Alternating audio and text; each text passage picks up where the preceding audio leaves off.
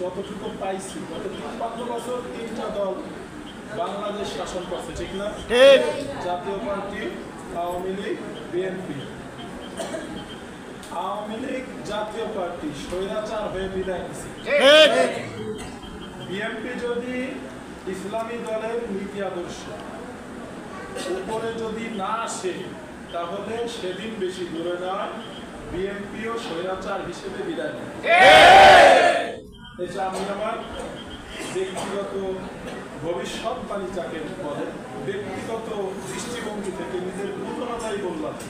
আপনারা কি মনে করেন যেমনটা হতে পারে? হতে পারে।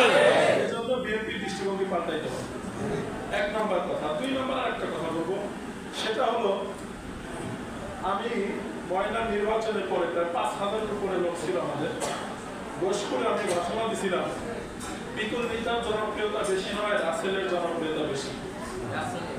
আমার কথা বুঝছেন? জি।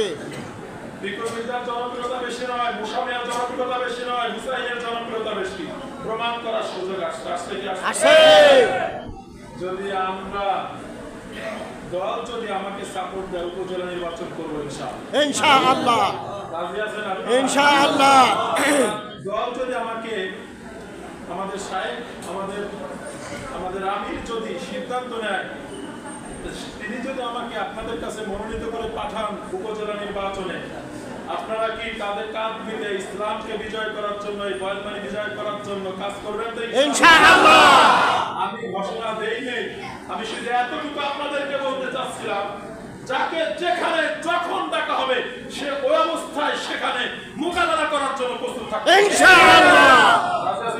ইনশাআল্লাহ। আল্লাহ তাআলা আমাদেরকে কবুল করেন।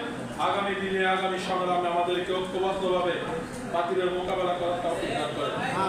আমাদের সামনে সমাপন